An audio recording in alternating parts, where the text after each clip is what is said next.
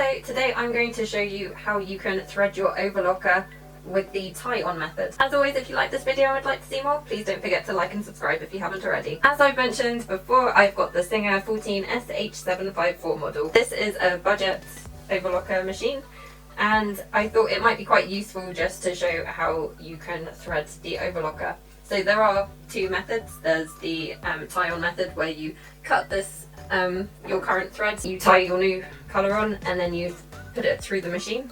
And then there is the other version where you thread it completely from scratch. So today I'm going to show you the tie-on method. I do only have 3 overlocker threads in here at the moment. I'm missing one of the needles, but that's fine.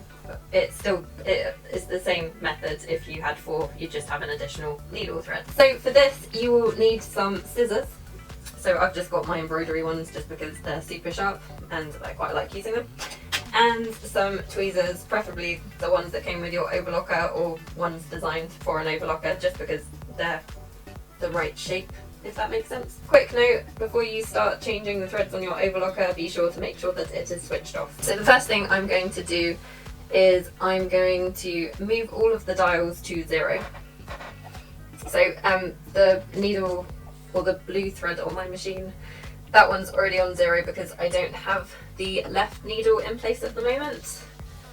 But I'm going to move the other ones. A good tip for this is to take a photo of your current tension settings. Now you will still need to test your tension when you have the new threads in place, and it will always depend on what fabric you've got, but it is really useful to do that because it could be that, you know, the tension is still fine, and then at least you know what settings you had originally. So on mine I've got them as 4, 3, 3. I'm not actually going to note it down this time because I was testing out a rolled hem and I don't want to use it as a rolled hem this time.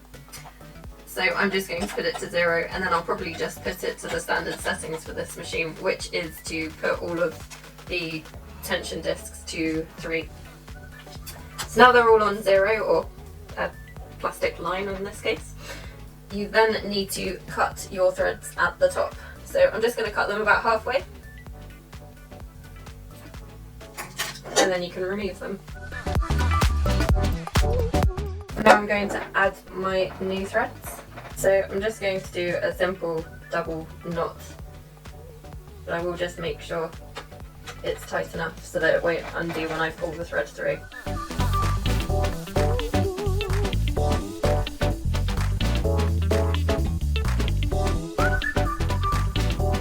Okay, so now I've got all of my black threads tied onto the end of the white threads that were in there. I've got the tension discs to 0 so that there won't be any friction when they move through. I'm just going to check that actually I'll open this now. I'm just going to check that the needle is up properly, so it's fully up so that won't get in the way either. Now all I've got left to do is to draw the thread through. Oh, I need to move the presser bit up as well, as that would get in the way. So what you do is you find the end and you just carefully put it through. So there might be a bit of friction at the top when it goes through the little metal guides at the top. Sometimes that can affect it.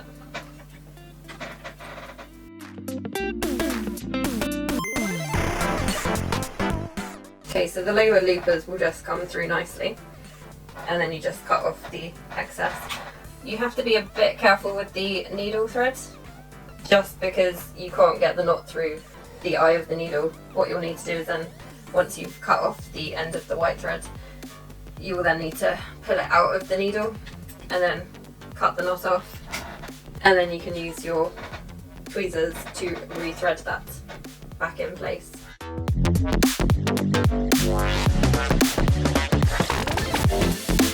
So something I got taught is to have your looper threads at the front here, and you put your needle threads towards the back before you put your presser foot back down.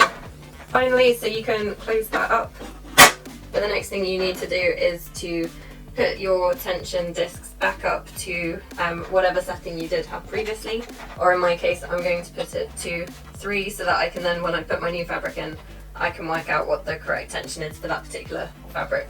So there you have it. That's definitely the simplest way to rethread your overlocker. It's a lot less painful than rethreading it from scratch. If you can do that, if the tension's completely fine, you haven't snapped any of the threads, this is the method I'd definitely recommend. However, if you are having issues with tension or any other problems with your overlocker, I would definitely recommend rethreading it from scratch, because that can at least omit some of the potential problems you're having. That's it for this time. Thanks for watching.